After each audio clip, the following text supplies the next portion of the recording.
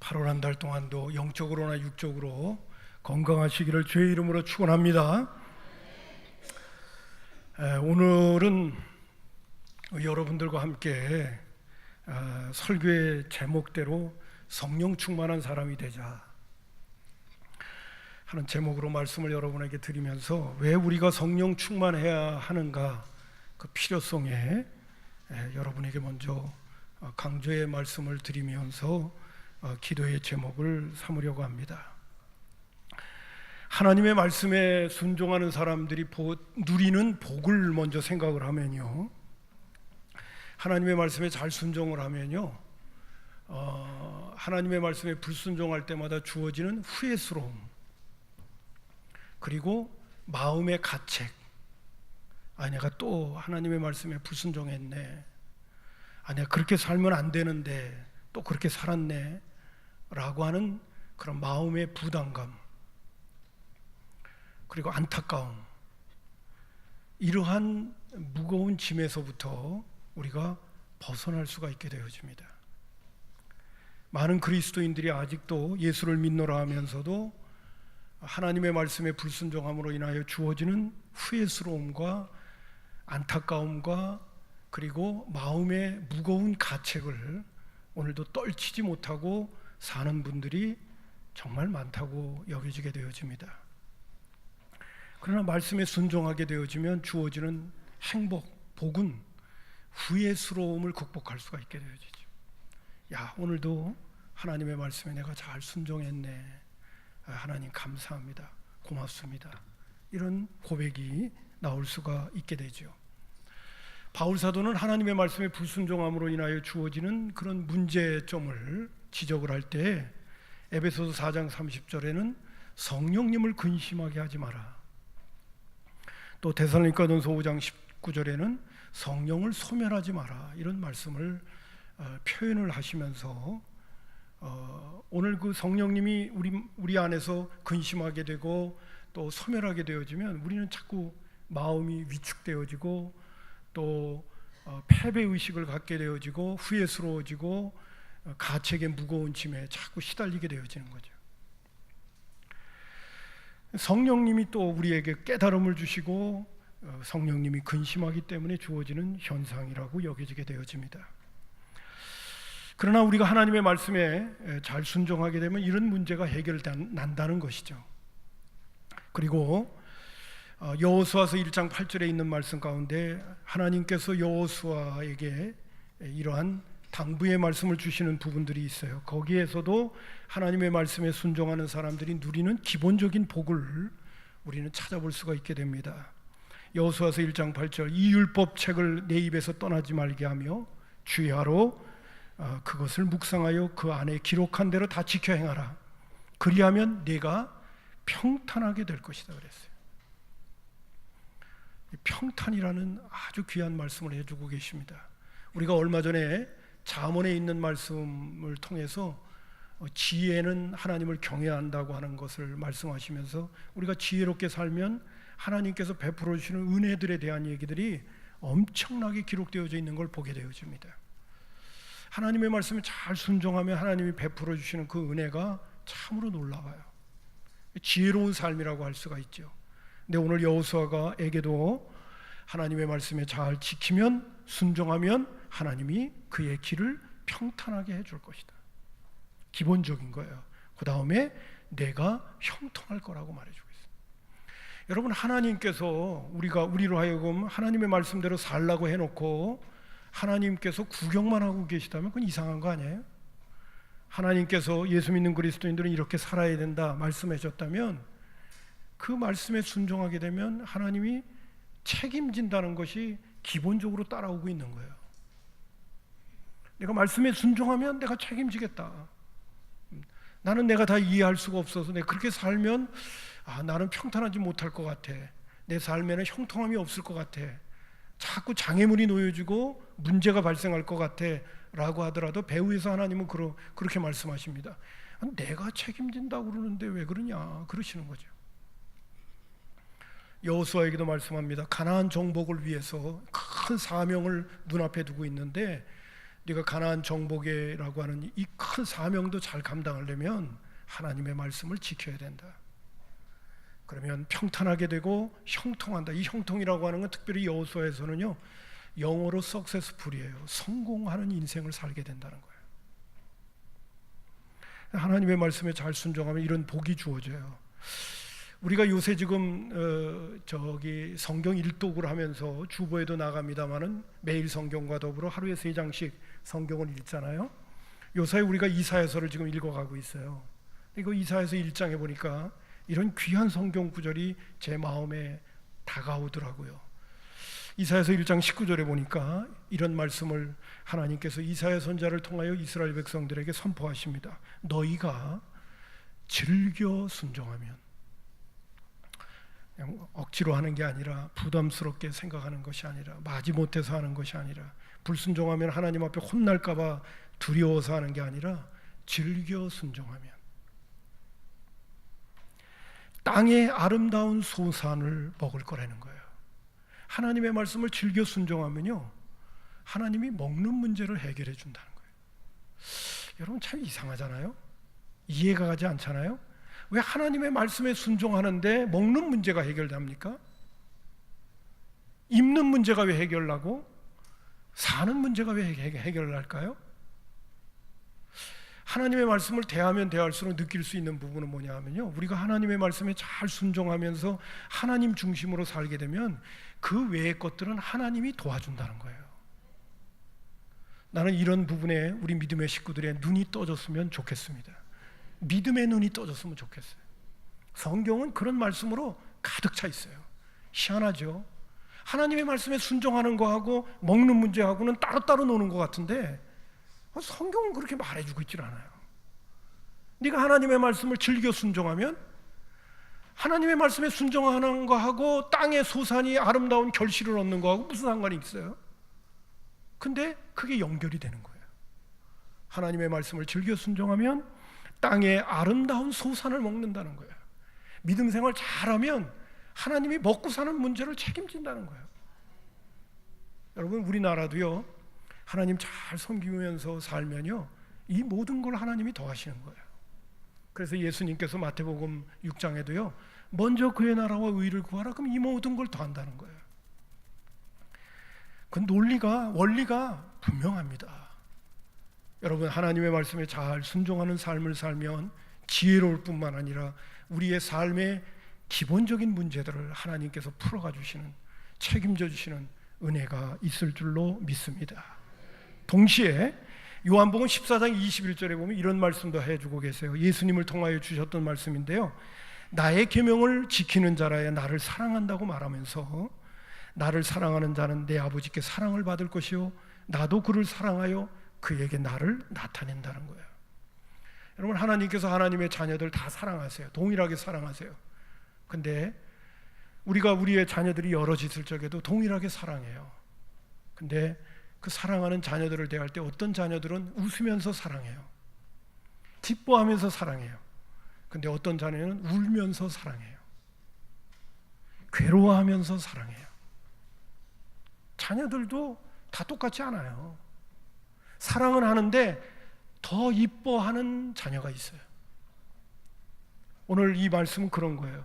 나의 계명을 가지고 지키는 자라야 나를 사랑하는데 하나님의 말씀을 잘 지키는 자는 나도 너를 사랑한다는 거예요. 그리고 너에게 나를 나타내 보여주겠다고도 하셔요. 저는 제가 목회를 하면서 또 한 명의 개인적인 구도자로 영원한 하늘나라를 준비하는 그러한 신앙인으로, 목회자로만 여러분 생각하지 마세요. 저도 오늘 천국을 준비하고 가고 있는 구도자예요. 나그네와 행인과 같은 인생을 살면서 영원한 하늘나라를 준비하고 있어요. 그런데 가만히 내 신앙과 삶의 모습들을 이렇게 보면서도 제일 중요한 거는 뭐 믿음, 소망, 사랑 이 세 가지는 항상 있을 것인데 그 중에 제일은 사랑이라고 말씀을 하시지만은 그 사랑이 그만큼 중요한 것이 되기 위해서는 제일 먼저는 믿음이 필요해요. 하나님을 기쁘시게 하는 것도 하나님이 계신 것과 그를 찾는 자에게 상 주시는 이심을 믿어야 된다는 아주 기본적인 믿음에 대한 말씀을 우리에게 주시는 것을 볼 때에도요, 참 좋은 믿음을 갖는다는 건 엄청난 축복이에요. 건강한 믿음, 좋은 믿음을 갖는다는 것은 영원한 하늘나라까지 아주 오늘 넉넉하게 준비하고 사는 거예요. 근데 하나님의 말씀에 잘 순종하는 사람에게 우리 주님께서 너에게 나를 나타내겠다고 그랬어요. 하나님의 말씀에 잘 순종하면요, 우리 주님을 경험할 수 있는 기회들이 많아진다는 거예요.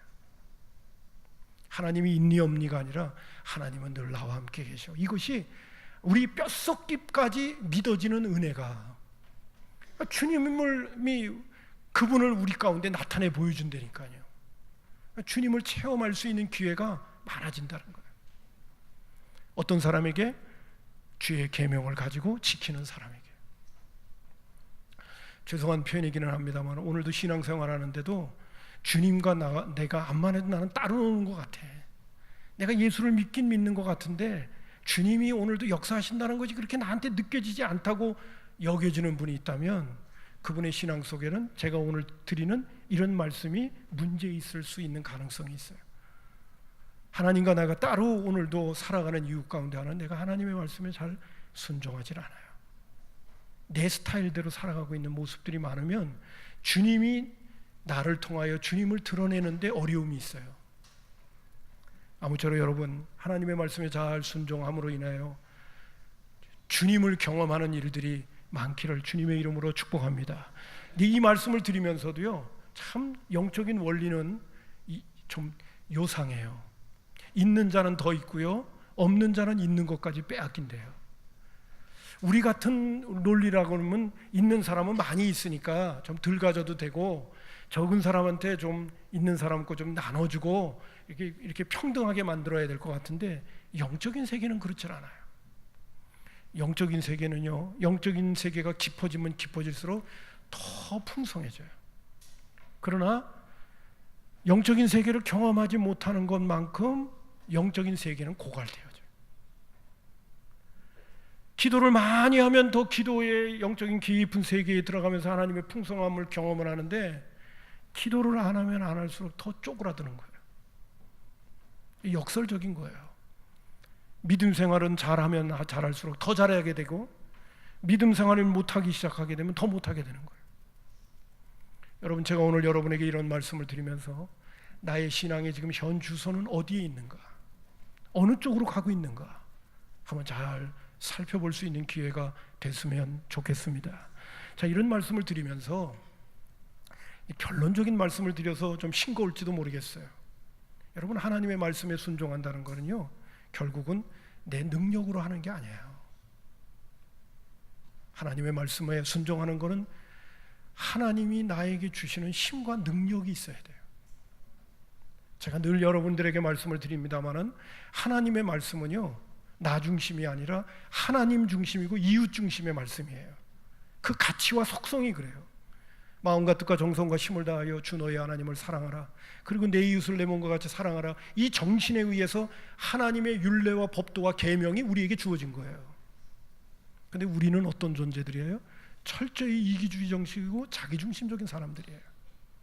그러니 하나님의 말씀을 즐겁게 지키고 순종한다는 건 정말 어려운 거예요. 성향이 그렇지 않은데요. 여러분, 어린아이가 자기가 불리해지게 되면 누가 가르쳐주지도 않았는데도 거짓말 시키잖아요. 가르쳐주지도 않았는데도 어떻게 거짓말을 시키죠?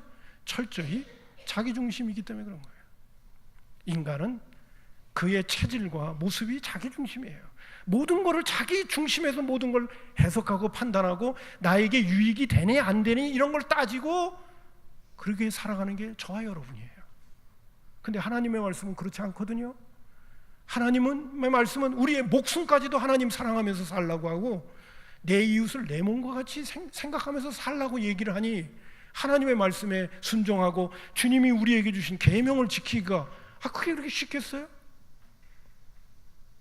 그래서 구약 이스라엘 백성들은 결국 나는 너의 하나님이 되고 너희는 내 백성이 되리라고 하면서 그 놀라운 축복의 하나님으로 다가오셔서 그 작은 민족을 하나님이 특별히 선택하셔서 구원의 은총을 베풀어 주셨는데도 나라가 망해버리고 말잖아요.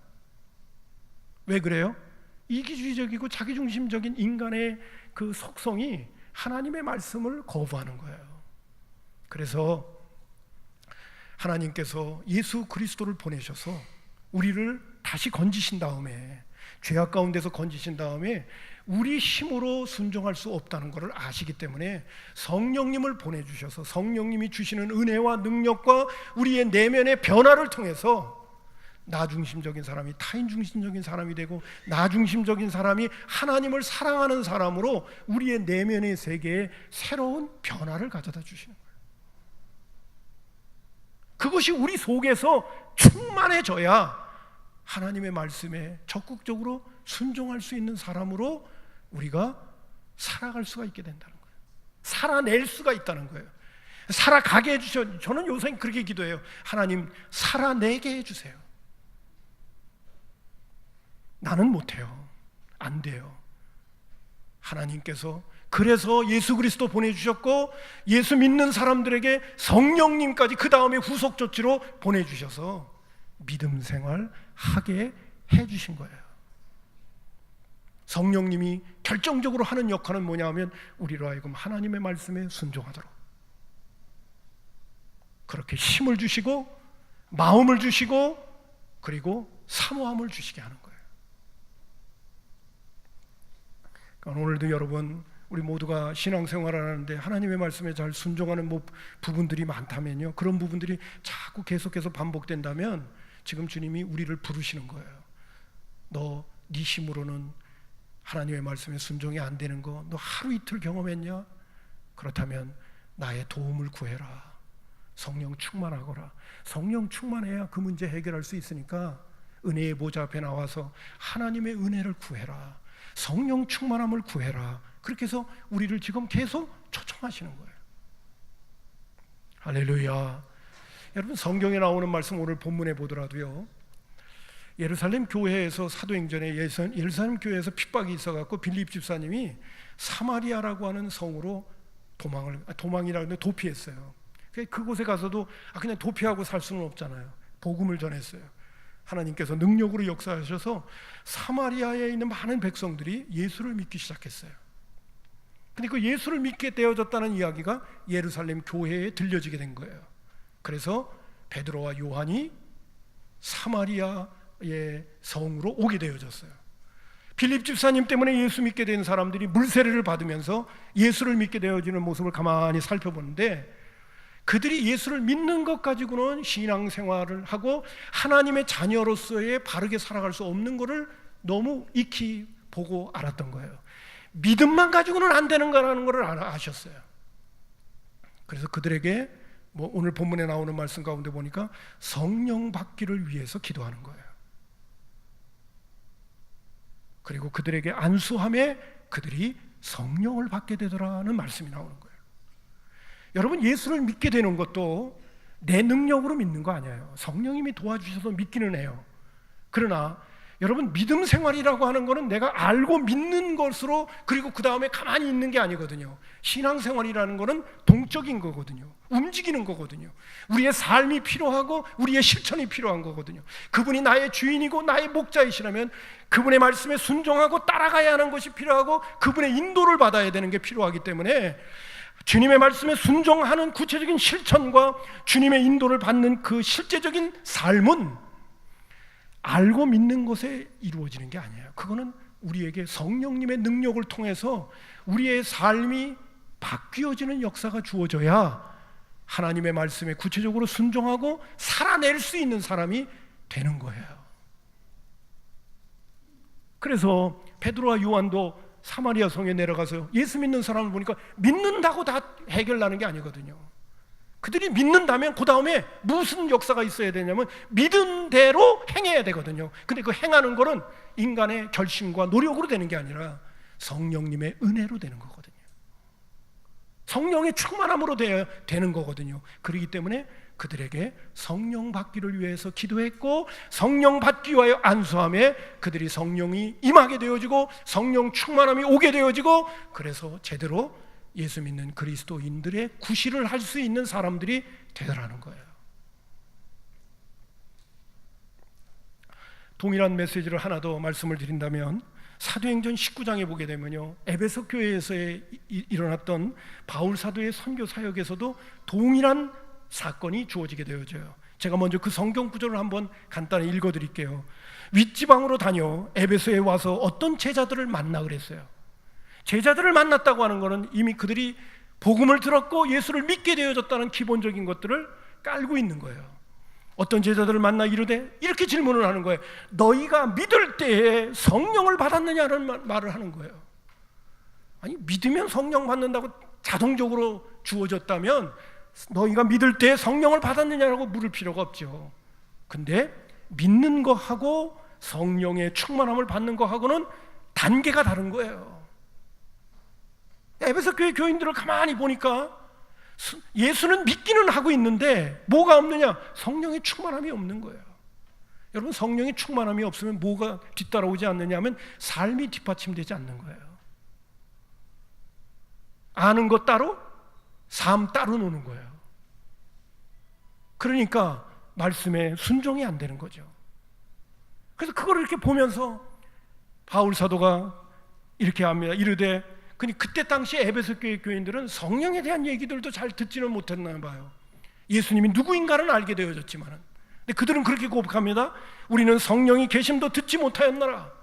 바울이 그들에게 안수함에 성령이 그들에게 임하심으로 방언도 하고 예언도 하더라는 거예요. 오늘 제가 이런 말씀을 드릴 때 우리가 믿음이라고 하는 것, 믿음을 갖게 되어지는 단계가 있는가 하면 우리의 삶이 뒷받침되어지고 하나님의 말씀에 순종하는 구체적인 역사가 이루어지기 위해서는 우리에게 성령을 받고 성령의 세례를 받고 성령의 충만함을 받는 그러한 은혜의 단계가 우리에게 있어야 된다는 것을 우리에게 말씀해 주고 계시는 거예요.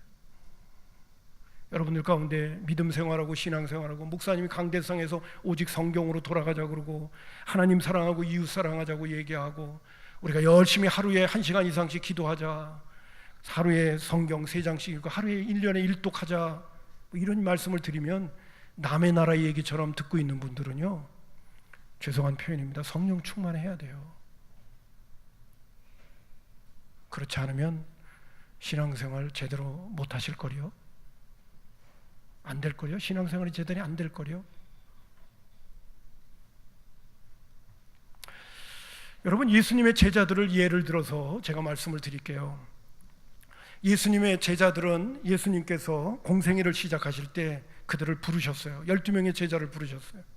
특별히 마태복음 16장에 보게 되면 가이사랴 빌립보 지경에서 제자들에게 이렇게 질문을 합니다.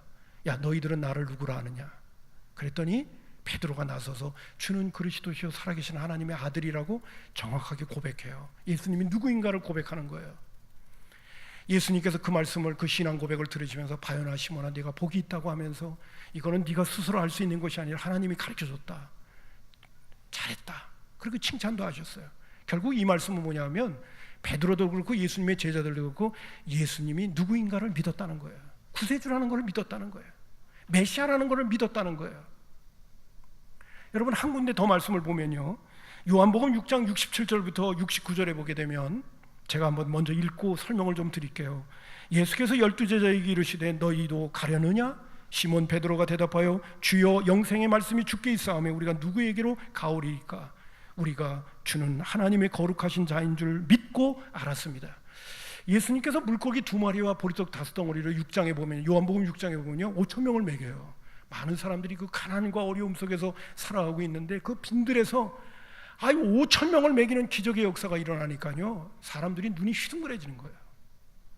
예수님만 따라다니면 먹는 문제 해결하겠다 이렇게 생각을 하고 예수님을 쫓기 시작했어요.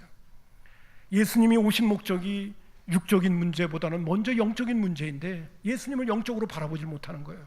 그래서 그들을 피신합니다. 그리고 얼른 또 건너편 마을로 예수님께서 이렇게 가시게 되어지죠. 거기까지 많은 무리들이 쫓아온 거예요. 예수님이 마음이 너무 아프셔가지고 그들에게 이런 교훈을 줍니다. 썩을 양식을 위하여 일하지 말고 썩지 아니할 양식을 위해서 일해라. 그랬더니 그들이 이제 눈을 껌뻑껌뻑 하기 시작하는 거예요. 예수님의 말씀이 어렵게 시작하는 거예요. 그리고 예수님이 또 무슨 말씀을 하냐면 만나 이야기를 하시면서 하늘로부터 온 진짜 떡이 있다. 그게 바로 나다. 나를 먹고 마셔야 너희들에게 영생이 있고 구원이 있다. 이런 말씀을 막 직접적으로 그들에게 하시는 거예요. 그랬더니 그 무리들이 머리를 절레절레 흔들면서 뭐라고 그러냐면 말씀이 어렵다는 거예요. 이 사람이 도대체 이해할 수가 없다. 이상한 얘기를 하는 거예요. 자기를 먹고 마시라니 이게 말이나 됩니까? 내가 하늘로부터 내려온 떡이라니 말이 됩니까? 그래서 사람들이 다 흩어져 버리는 거예요. 그 모습을 예수님께서 슬픈 모습으로 보시면서 제자들에게 하시는 거예요. 너희들도 갈려냐? 베드로가 뭐라고 하냐면 영생의 말씀이 주께 있는데 우리가 어디로 가겠습니까? 우리는 바로 예수님 당신이 하나님의 거룩한 자이며 그분이라는 것을 믿고 알았습니다. 여러분, 이 정도로 고백할 정도면요, 베드로도 그렇고 예수님의 제자들도 그렇고 예수님이 누구인가를 정확하게 알고 믿고 있는 거예요. 뿐만 아니라 여러분 보세요. 예수님은 탁월한 교사였어요. 예수님은 탁월한 선생님이었어요. 예수님의 제자들을 3년 6개월 동안 동고동락하면서 그들을 가르쳤고 그들에게 본을 보였어요. 예수님처럼 잘 가르치는 사람이 어디 있습니까? 예수님처럼 잘 설명해 주실 수 있는 분이 세상에 어디 있겠습니까? 제자 훈련에 탁월한 스승이 누구냐? 그 원조가 누구냐? 그분이 바로 예수님이에요. 예수님은 제자들을 3년 6개월 동안 그것도 같이 먹고 마시고 함께 동고동락하면서 그들을 가르쳤어요. 그 정도 가르쳤으면 제자들이 하나님의 사람들 돼야 되는 거 아니에요? 근데요, 예수님이 십자가에 못 박혀 돌아가시기 전날 밤에 성찬식을 갖는 거예요. 이것은 내가 너희를 위하여 흘리는 피다. 이거는 내가 너희를 위하여 주는 나의 살이다라고 하면서 성찬식을 갖고 있는 그 상황에 예수님의 제자들은 누가 더 높은 자리에 앉을 거냐, 누가 더 큰 자가 될 것이냐라고 서로가 싸웠어요. 예수님께서 너희가 높고자 하느냐, 그럼 낮아지고 그리고 겸손한 자가 되어야 한다. 하나님의 나라는 섬기는 자가 되어야 된다는 메시지를 그때 주신 거예요. 아니, 3년 6개월 동안 그렇게 열심히 가르쳤고 본을 보였는데도 인간이 갖고 있는 그 속성은 이기주의적이고 자기중심적이니까요. 예수님의 그 가르침이 그렇게 3년 6개월 동안도 그렇게 설명했고 그렇게 얘기했고 그렇게 하나님의 능력과 기적을 보여줘도요, 사람은 안 바뀌는 거예요. 자기의 욕심에 사로잡혀서 누가 더 높은 자리에 앉을 것이냐고 싸움박질을 하고 있는 거예요. 예수님께서 참 슬퍼하셨습니다. 그리고 예수님께서 고난의 십자가를 이야기하고 앞으로 어떤 어려움이 주어질 것이라는 얘기를 하니까 베드로 같은 경우는 예수님이 죽는 자리에 가더라도 나는 따라가겠습니다. 나는 다른 사람이 다 버릴지언정 나는 주님 안 버려요. 걱정하지 마세요. 하고 예수님 앞에 호언장담을 했어요. 그러니까 제자들도요, 민망스러우니까 우리도 그렇게 할 거예요. 우리도 그렇게 할 거예요. 다 얘기했어요. 그 결심과 그 각오가 몇 시간이 되지 않았는데도 예수님을 3번이나 부인하고 저주까지 해버리고 도망쳐버리고 마는 거예요. 그게 인간이에요.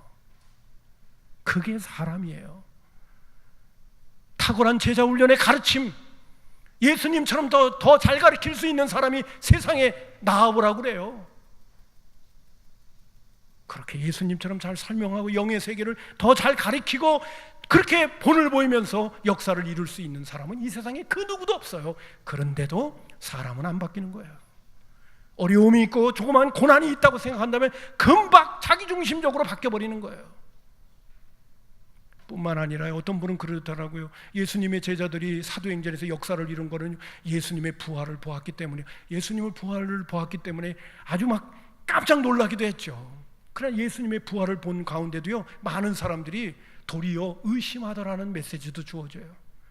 베드로와 6명의 예수님의 제자들은 예수님의 부활을 여러 차례 목도하고 예수님의 가르침을 받았음에도 불구하고 요한복음 20장에 보게 되면요, 뭐라고 그들이 고백하고 행동하느냐 하면, 야, 우리 갈릴리에 고기 잡으러 가자. 그리고 같이 가요. 사명은 꿈에도 없어요.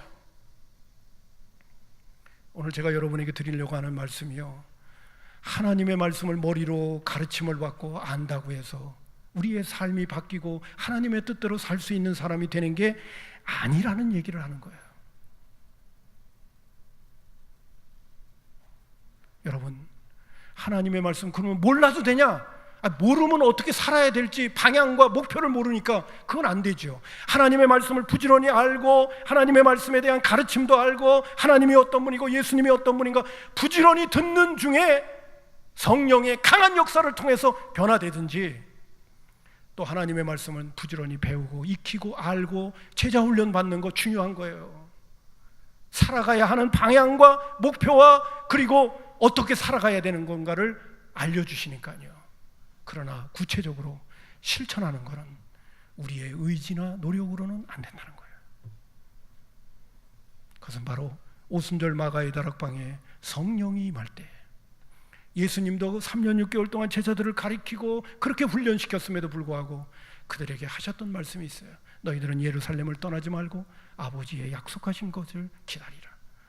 너희들이 성령을 받아야 하나님의 사람으로 제대로 맡겨진 사명도 감당하고 하나님의 말씀에 순종할 수 있는 사람이 될 수 있기에, 예수님은 그들에게 예루살렘을 떠나지 말고 아버지의 약속하신 것을 기다리라고 그들에게 신신당부했던 거예요. 여러분, 오늘도 여러분의 삶 속에 하나님의 말씀에 순종이 안 돼서 늘 마음에 무거운 짐을 지고 있는 분이 계십니까? 하나님께서 나에게 맡겨주신 사명을 제대로 감당하지 못해서 오늘도 쩔쩔매시는 분이 계십니까? 그리고 도리어 그것이 안 되다 보니까 마음에 마치 성령님을 근심하는 것을 넘어서서 성령님을 소멸할 정도로 마음이 한없이 무뎌져 있지는 않습니까?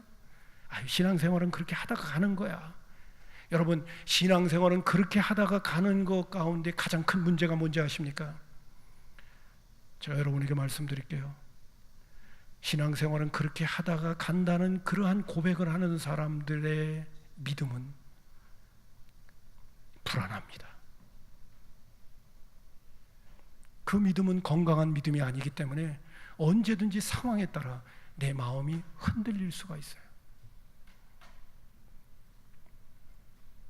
여러분, 오늘도 주님께서 우리의 영혼을 부르시면 할렐루야 하고 영원한 천성을 바라보면서 웃으면서 그 나라를 믿음으로 바라보며 하나님께 찬송할 수 있는 사람이 누가 될 수가 있을까요? 머리로 아는 사람이 될까요? 아니요. 성령 충만한 사람만이 그런 반응을 낼 수가 있어요. 지식적으로 아는 신앙생활은 그렇게 하다가 가는 거야 라는 수준의 고백을 하는 사람은 그들의 영혼이 불안해요. 어떻게 될지 몰라요. 저는 예수 믿는 그리스도인들 가운데요, 죽음 앞에 서게 될 적에 마음속에 의심을 갖게 된 많은 영혼들을 봐요.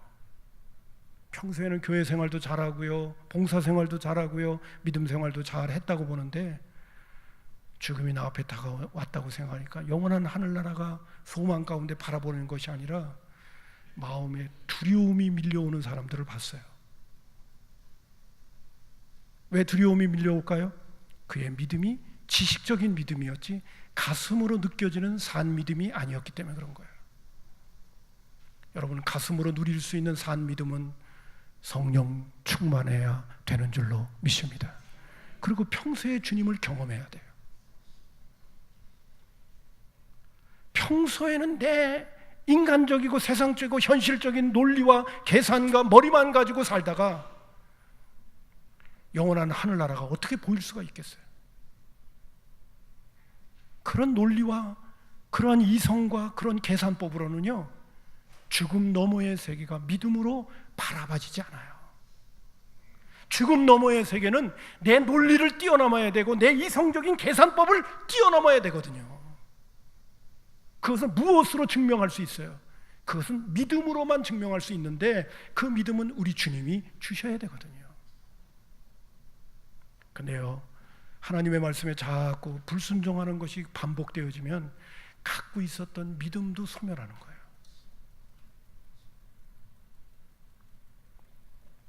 아무쪼록 여러분, 우리 성산의 가족들은 정말 오늘 제가 이런 말씀을 드리면서 저와 여러분의 신앙의 현 주소를 다시 한번 점검하면서 내가 이대로 신앙생활에서는 위험하겠다 생각하는 분들은요, 주님 앞에 적극적으로 나아갈 수 있기를 주님의 이름으로 축복합니다. 은혜를 구해야 돼요. 여러분, 예수님의 제자들이 성령 충만을 받고 오순절 마가의 다락방에서 성령의 세례를 받은, 성령의 세례는 성령 충만이에요. 예수님께서 몇 날이 못되어 성령으로 세례를 받으리라 이렇게 말씀해 주시고, 예수님의 제자들이 사도행전 2장 1절부터 성령의 충만함을 받는 모습을 봐요. 여러분, 예수님의 제자들이 성령 충만함을 받은 다음에는 첫 번째는 뭐냐면요, 사명에 불타는 것을 볼 수가 있어요. 예수님의 부활만 목도했을 적에는 고기 잡으러 가자고 그랬어요.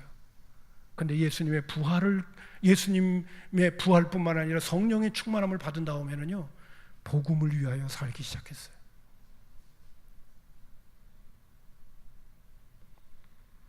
그리고 목숨을 걸고도 담대하게 하나님의 말씀을 전했어요. 제가 여러분 설교 교환에 나오는 성경 구절들은요, 그 말씀을 증명하고 있는 부분들이에요. 뿐만 아니라요, 베드로와 요한 같은 경우는 예수님의 부활을 증거하니까요, 예수님을 십자가에 못 박여 죽였던 종교 지도자들이 그들을 불러가지고요 협박을 하는 거예요. 너 예수님의 부활을 증거하게 되면 우리가 예수님 십자가에 못 박여 죽인 거, 우리가 큰 죄인이라고 하는 거 낙인 찍히게 만드는 건데, 너 그네들 그런 짓 자꾸 하겠어? 나 하면 가만히 안 둬. 너희들 죽여버릴 거야. 그리고 막 협박을 합니다.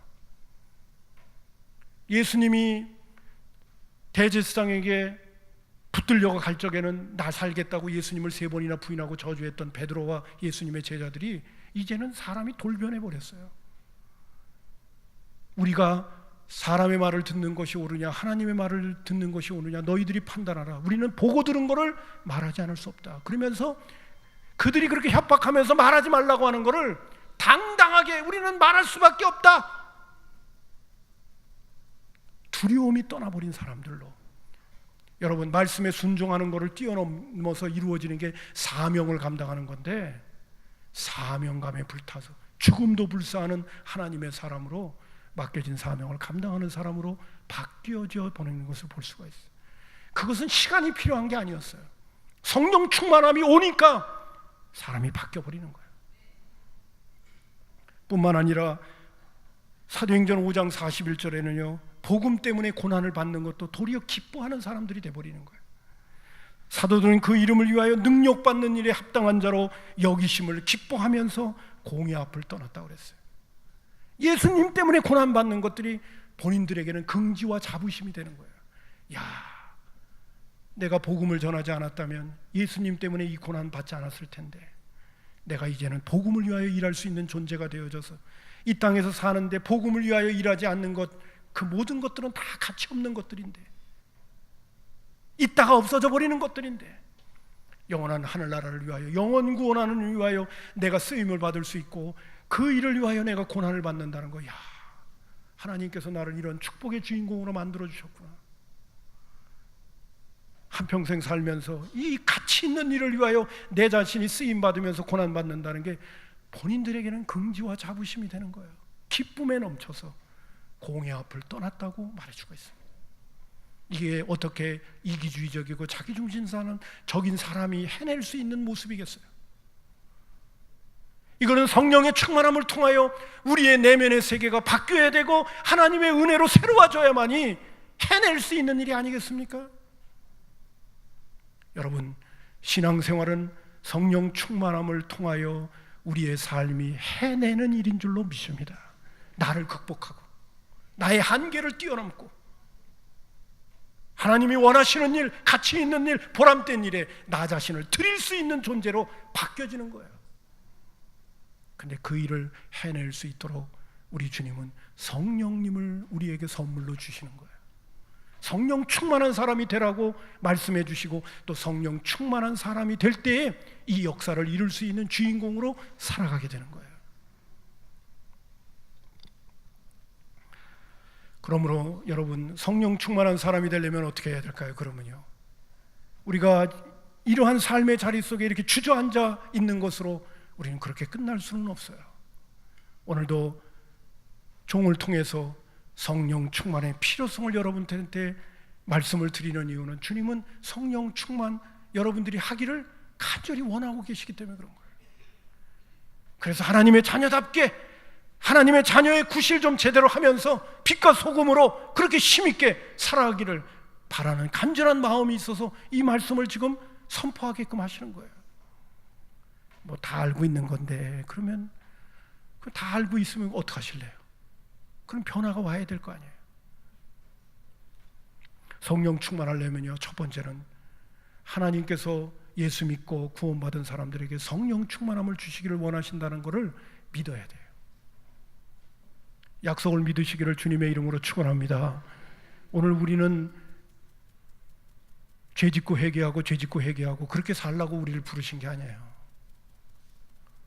넘어지고 쓰러지는 것이 다반사가 되어지라고 우리를 부르신 게 아니에요. 우리로 하여금 승리로운 삶, 믿음이 연약한 자들에게 본이 되고 내 가족들과 주변에 있는 사람들에게 하나님의 살아계심을 드러내면서 살라고 우리를 부르신 거예요. 그렇다면 우리 모두가 성령 충만해야 될 줄로 믿습니다. 그러라고 예수님 보내주셨고, 그리고 후속 조치로 성령을 선물로 주신다는 약속을 우리에게 하고 계신 거예요.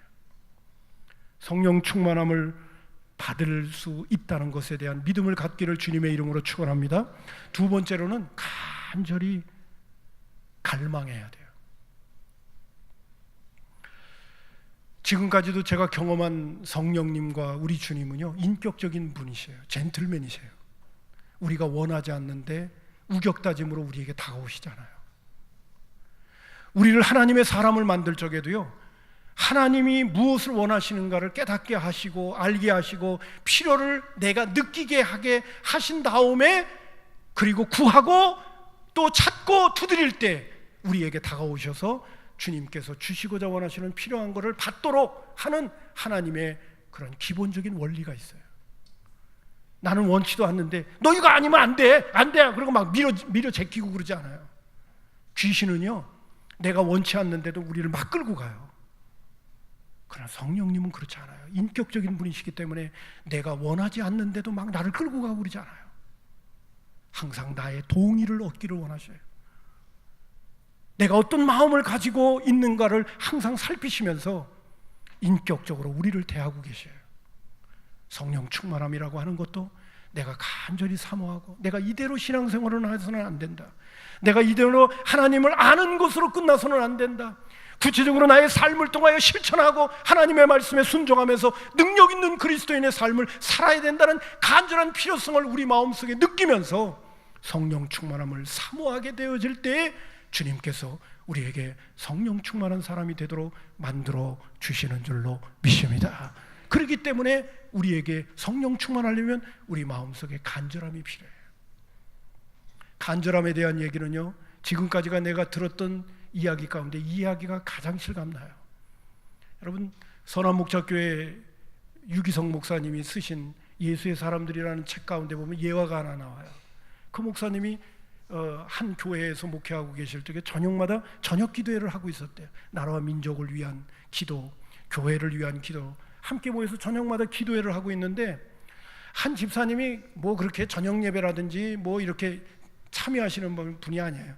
주일 낮 예배 한번 나오면 그것이 전부인 그 집사님인데, 그날따라 저녁 기도회에 왜 들어오셔서 앉아서 같이 기도를 했다는 거예요.